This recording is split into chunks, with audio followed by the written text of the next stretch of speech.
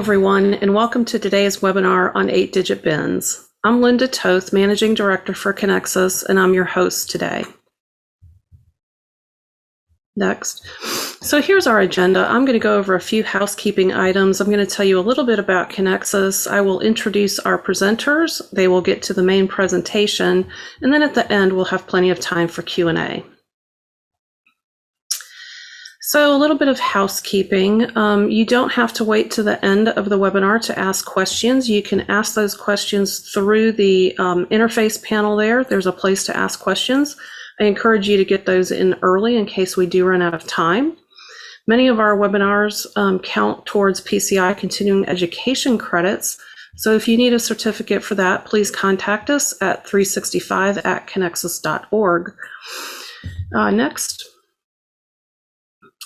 So we do have a disclaimer, even though these gentlemen are very smart and we've asked them to give you a presentation on this topic, these are not necessarily the ideas or the opinions of Conexxus. Next. So I really want to give a big shout out to our 2022 Diamond sponsors. This is first time I've had the pleasure of introducing these sponsors, so I really am happy that we had so many this year, and really just a big shout out. They allow us to do some extra things for Conexxus, so thank you for your continued annual support. So a little bit about Conexxus. We are independent, nonprofit member technology organization. We have 3 key pillars: standards. We do all kinds of standards from data exchange. We really have an active security group. We've got things like mobile commerce and loyalty and payment codes and digital offers, devices, all kinds of things for standards. We also do a lot of education, things like Conexxus365. We'll have a lot of education content at our annual conference coming up in May. And then we also advocate on behalf of the industry. So we're at the table making sure that the industry is represented anytime that other standards are being set or technology policy is being mandated. Next. So if you want to connect with us, you can do that either through the Conexxus365 platform, or you can find us on conexxus.org. And then we also have a very active LinkedIn channel.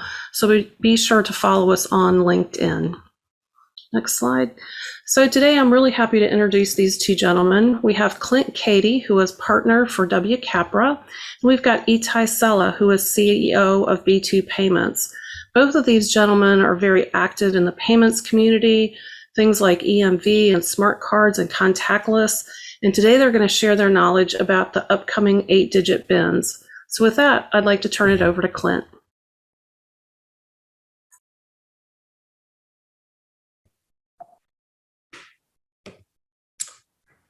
Thanks, Linda. First and foremost, welcome everybody, and thank you for that warm introduction. Itai and I are very excited to be here. This 8-digit BIN migration has been a topic, hot topic in the industry for a number of months. So we're really here to really give you some background. We'll dive into what this means. What are some of the specific payment network changes. Itai will then cover off some stakeholder impacts, and then we'll wrap up with a conclusion. As Linda mentioned, we will then open the floor to a Q&A. So let's get started. So background around 8-digit BINs. So when we start talking about a migration to 8-digit BINs, we first need to level set in what is a BIN, or what is referred to as a bank identification number.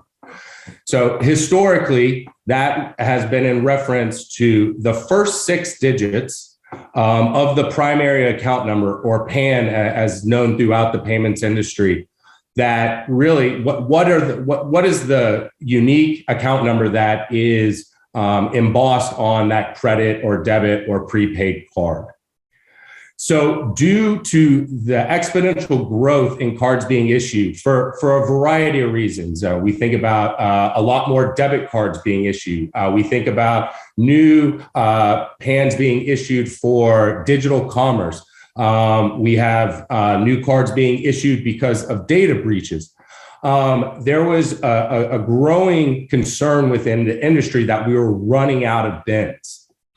So to help with combat this shortage of available primary account numbers, there was a working team identified by the International Organization of Standards, the International Standards Organization, that to come up with what was the best way to allow for more BINs without being disruptive to the industry. And with that, an 8-digit BIN concept was born.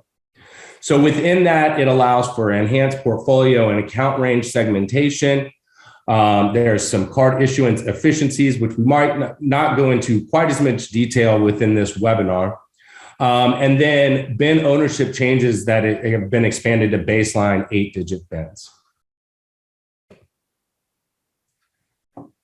So as I mentioned, the International Organization for Standardization announced the intent to migrate from 6 digits to 8 digits back in 2015, which in today's payments world seems like ages ago. However, that ISO then published their specification back in 2017. Now, the International Organization for Standardization does not issue the mandates. However, those will be coming from each of the payment networks, and each of those networks define a migration plan and according schedule. And we'll touch on that here in a few minutes. Lastly, what I also wanted to hit on what is known as the account range, which is different from the BIN, but the account range is used to identify various product and processing attributes. And Itai will then cover off as part of the specific payment brand requirements if there's any impact to the account range.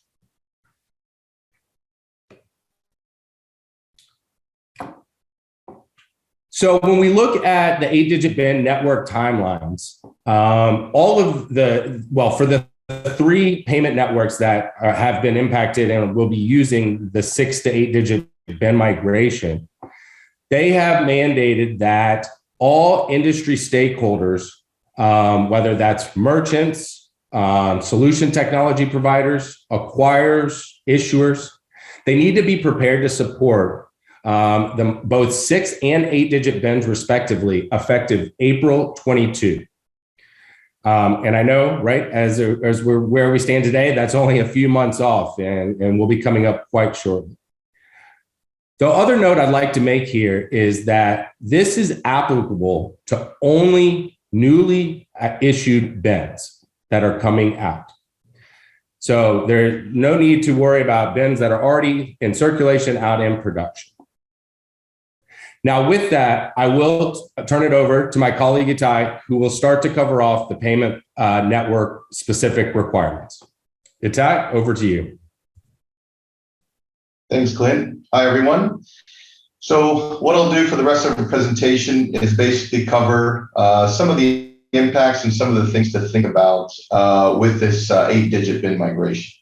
And so, as Clint pointed out, from all the various payment networks that we're aware of, obviously accepted in the US, there are only 2 that are actually doing this BIN migration, and one of them has already been supporting 8-digit BINs being discovered, and I'll talk about these 3 at this point.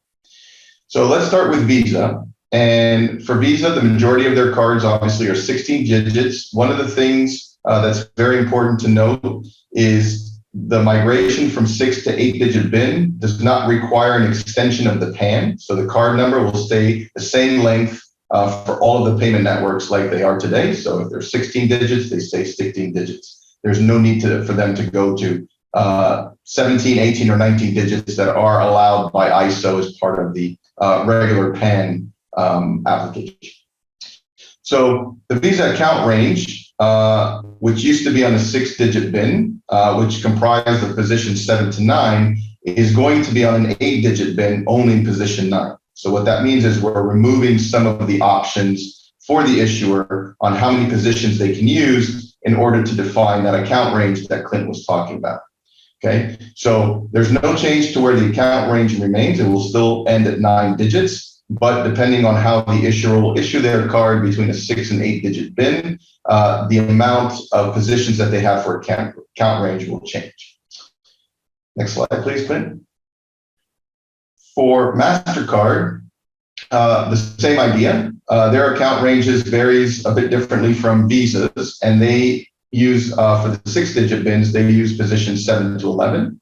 And so once we move to 8-digit BINs for Mastercard, it will then become 9 to 11 digits. So again, we're moving digits 7 and 8 as part of the extension to the 8-digit BIN. Okay, so for Mastercard, the account range will remain at 11, just like with Visa at 9, but the amount of positions and the variance that they have will actually be reduced based on the fact that we're moving to an 8-digit BIN. So the third network that I was talking about is Discover, and Discover Network and Diners as well, which is part of the Discover Network, have already been supporting both 6 and 8-digit BINs in the US market, even prior to the ISO announcement. So there's no real change that needs to happen for any of the Discover BINs, either the previous ones or any new ones that will come into circulation. The Discover Network does not use account ranges, so they do not assign attributes, and so they don't need to use any additional digits within the PAN beyond the BIN itself. Slide. So what I want to start with, since we're focused on more of the merchant community and the acceptance side of the transaction, is one of the things we came up in the US Payments Forum, and I'll talk a little bit about the document that the US Payments Forum is going to release, which Clint and I were part of that working group. One of the things we tried to come up with was an example of kind of a workflow and a question matrix that a merchant or a solution provider should kind of go through when they're looking at what kind of impact will 8-digit BIN have on the management of their point of interaction, which is POI. So the first thing we want to start with is whether or not we use any BIN resource for BIN lookups at the point of interaction. So depending on the merchant size, some merchants that have a lot more flexibility and more availability in their devices or in their solution to actually do their BIN lookups at the device level or at the merchant level will need to be able to look at this. But others that basically just take the transaction and send it up to their gateway, their processor, their acquirer, where the BIN lookup will actually happen, they have less impact on what that is, and that impact actually moves to the acquirer or to the processor.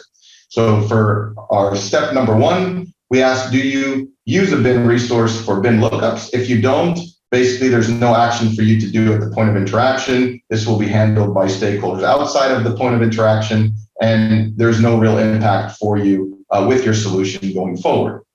If the answer is yes, then we have to start looking into what does that mean for how we do our BIN lookups at the point of interaction. So the first question we ask is, has our solution provider, or have we already updated, and do we have support for 8-digit BINs for the lookup that we have within our point of interaction? If the answer is no, okay, then we need to confirm if the 8-digit BIN logic is still needed. Maybe we don't do any routing. Maybe we don't do any specific account range lookups or things like that. So if that's the case, and then the answer to that is no, again, there's no action for us to take with 8-digit BINs. But if the answer to number 3 is yes, or the answer to number 2 is, do we have support for 8-digit BINs? And the answer is yes, then we start having to ask, okay, well, what happens in the support that we currently have? And the major support for that is actually question number 4, and this is a critical one because it sets up questions number 5 and 6. And this has to do with whether the PAN is encrypted, truncated, or masked as part of PCI requirements. If it's not, then life is easy for us, maybe not PCI specific, but we have the ability to look at the entire PAN. Then we can go down on the list, review and update the BIN resource process, and validate the 8-digit BIN. If we are using any encryption or truncation or masking process, then our next question is the BIN or PAN review lookup performed before or after the encryption, truncation, or masking of that PAN?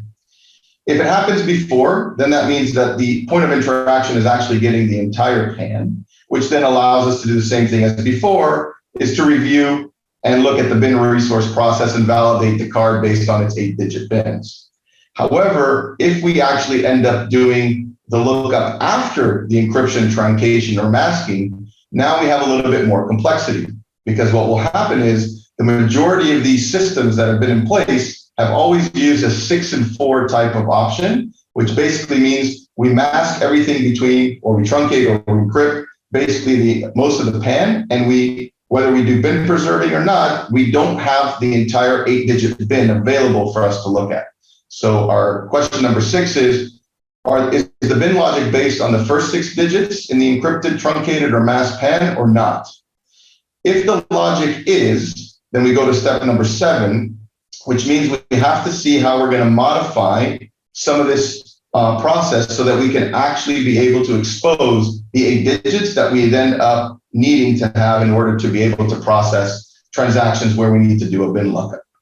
If the logic is already based or isn't based on the first 6 digit, then again, we can already review it and we're basically done. So this is just kind of a state machine that we've kind of put together. This is not the only way to obviously support 8-digit bins at a point of interaction, but we've kind of tried to put some logic into the process of somebody looking at their solution. What do they need to ask and what do they need to confirm to make sure that do they have any impacts based on the migration to 8-digit bins? And if so, what type of impact and what needs to change and by whom in order to make 8 digits available in their solution? Next slide, please. So let's talk a little bit about stakeholder impacts, and we've kind of narrowed it down specifically to the acceptance side of the networks. And so I'll start with PCI. And one of the major things that has changed with PCI, and this goes exactly to the process I was just referring to, is historically most of the PCI impacts were around masking or bin preserving, everything around 6 and 4 digits of the 16-digit PAN.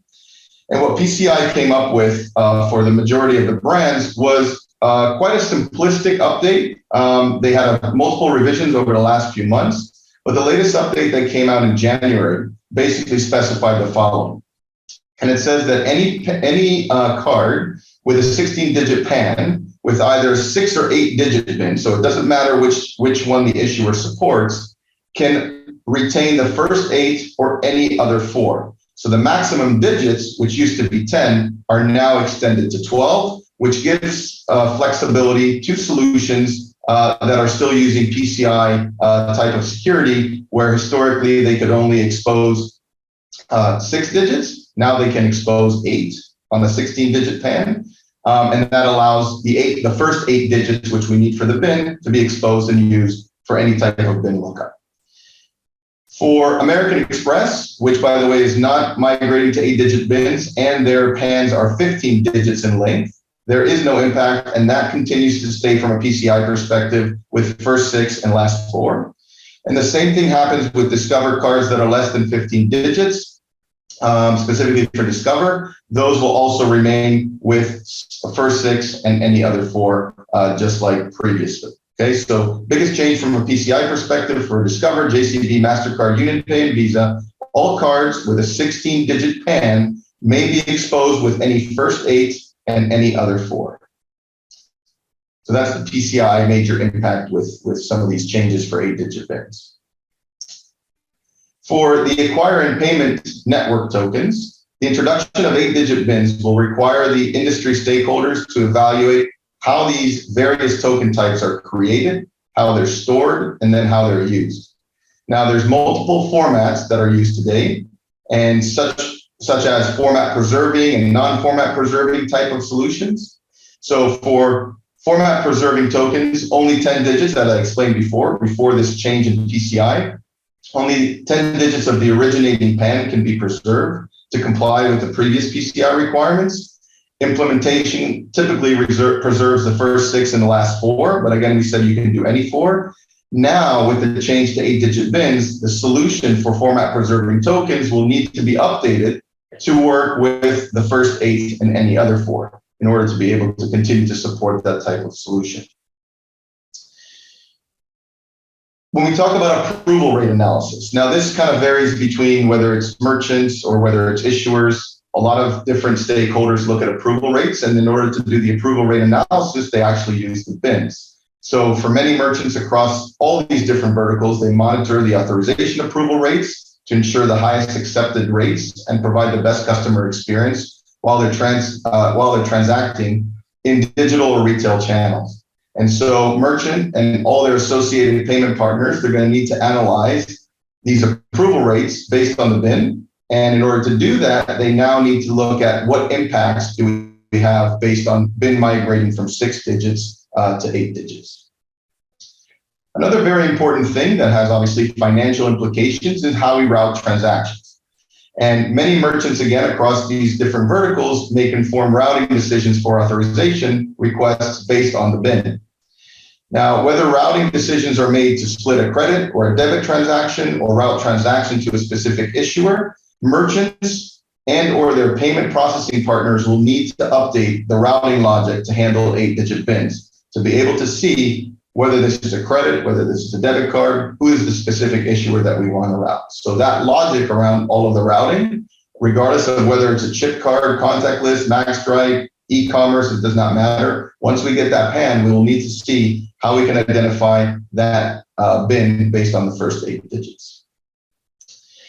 So last but not least is everything around the testing options. And one of the issues that has kind of come up was when as we're migrating from 6 to 8-digit BINs, how are the point of interactions going to be testing this? Now, when this first started, both of the major payment networks, Visa and Mastercard, did not have any testing options. However, over the last couple of months, both of them have already released specific options for testing.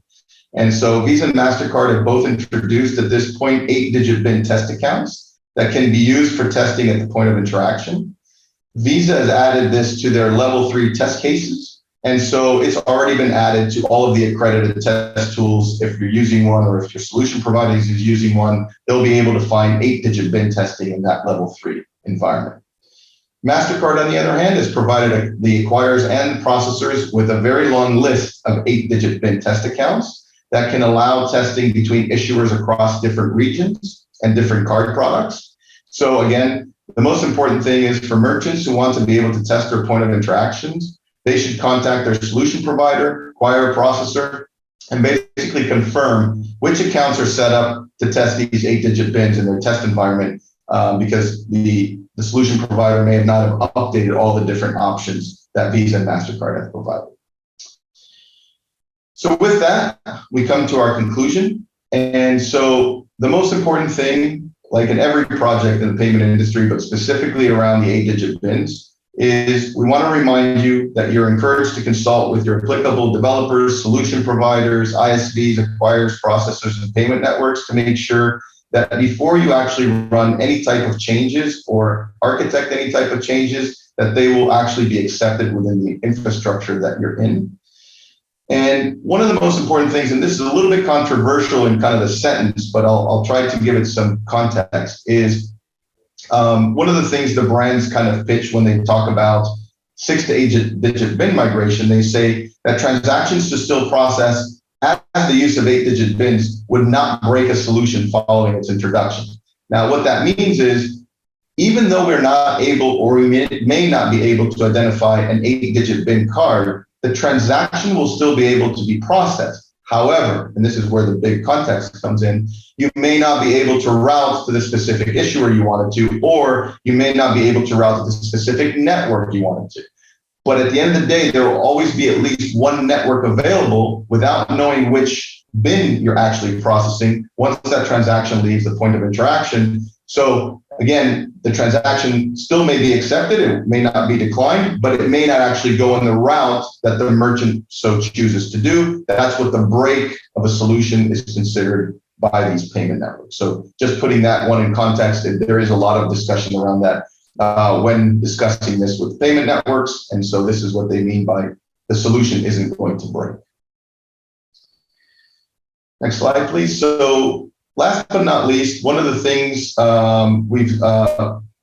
we wanted to kind of introduce to you guys as part of this is the U.S. Payments Forum white paper that a group of stakeholders have been working on in order to put this into the industry.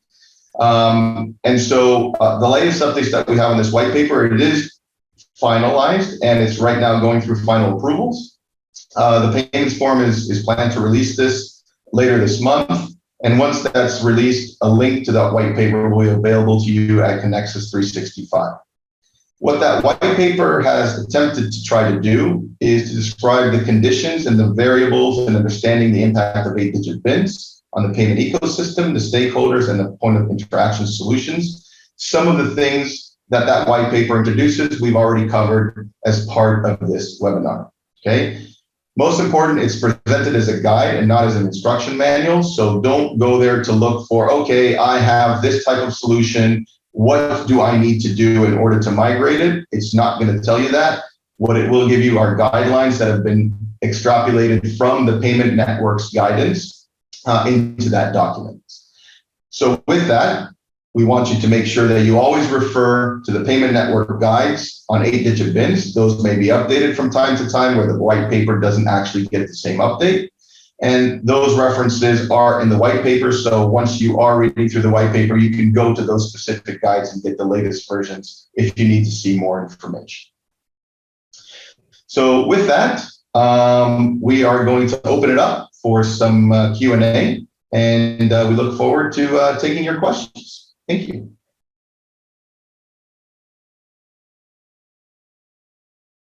So I know that was a lot of information in a short amount of time.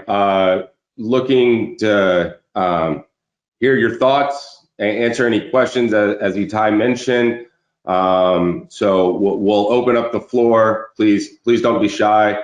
We see a couple of questions coming in. So let's take first one here. So based on the new changes from the PCI Security Council, will the migration 8-digit BINs and what is allowed to be masked and truncated affect my encryption solution? I'll start, and Itai, feel free to follow on.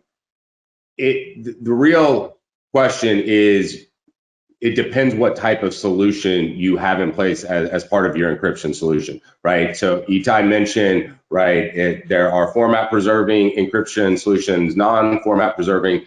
Some do the first 6, last 4, some do just the last 4. So based on your solution, there could be impacts. And specifically, if your encryption solution is doing any type of, as we mentioned, BIN analysis, routing analysis, etc. Based on that first 6 and last 4, the encryption solution or what provider is doing that for you, or if you're doing it internally, then you can handle it internally. But working with your solution provider to make sure that they are now going to update their solution if required to handle the 8-digit BINs. All right, next question. As a fleet operator, does the migration to 8-digit BINs affect how I do business today? For example, product restrictions, consumer authentication. So this comes back down to the account ranges that we reviewed in the specific brand requirements, right? The account range is shortening, right? From Visa went 789 to 9. So if there is any type of prompting for odometer reading, things like that are based off of the account range, and in the Visa example, in position 7 to 8, those could be impacted. Now, I would highly encourage you to work with the fleet issuers as well as your acquirer processor to understand if those cards are going to be migrated to 8-digit BINs, because there might not be an impact there. But definitely reach out and just to make sure that it does not, as we are saying, break the solution. So one of the stakeholder impacts, the last one was around how do I test migration to 8-digit BINs? What is the best way to approach this?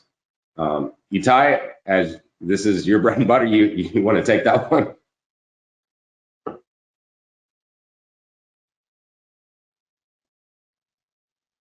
Sorry, I think you're on mute. Yeah.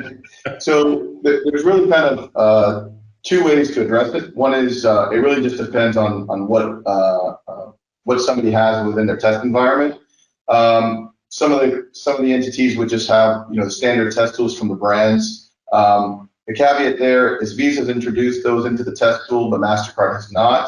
And then you kind of can only really test with the Visa L3 test cases. But on the other hand, with Visa, there's only one card in that test case versus Mastercard has a whole big list that they introduced to the acquirers that has a lot of the ability to kind of take, let's say, the same 6-digit BIN, and then they have kind of these 8-digit BINs in those same 6, so that you can test, like, to see multiple cards from different countries, different products, and you can actually see that your 8-digit BIN is being identified correctly. So what some of the test card vendors have done, us being one of them, is we've actually created a set of cards that basically allows customers to basically see both the Visa cards and the MasterCards and be able to test those variances within the 8 and 6-digit BINs and to be working correctly. So those should be available. The customer can reach out and basically get those so that they're able to do that across all of the different point of interactions. Awesome. Let's see. What is the new question came in? What is the best way to ensure my analysis on approval decline rates is not impacted as a merchant? Again, this comes back into, I mean, there are some merchants that are very sophisticated in their approval and decline rate analysis, utilizing the BIN, sometimes going out to 8, 9, 10. We have some clients going out to 11 digits.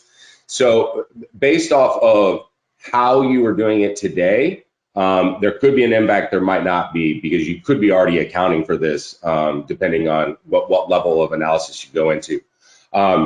If you're specifically looking just at the first 6 digits, and that might be based off of what is available from your tokenization solution or encryption and or tokenization solution, and you need to then extend it back to that initial question of are those solutions impacted?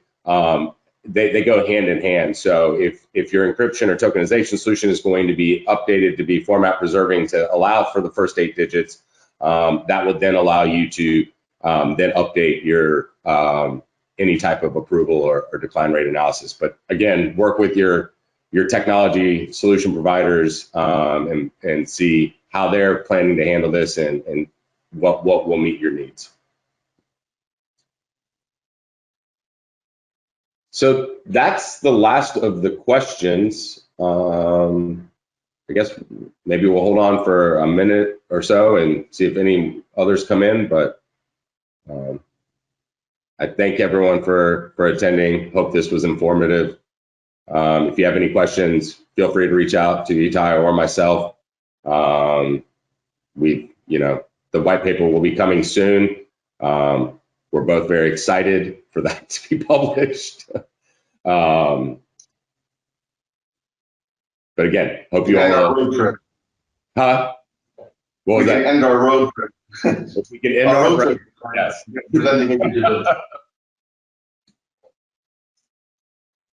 All right. Well, I don't see any other questions coming in. So with that, thank you. All right. Thank you guys so much. Thank you, Itai. Thank you, Clint. And thank you, everyone who came in. We appreciate your time today and hope everyone enjoys the rest of your afternoon. Thank you. Thank you. Thanks all. Goodbye. Bye. Bye.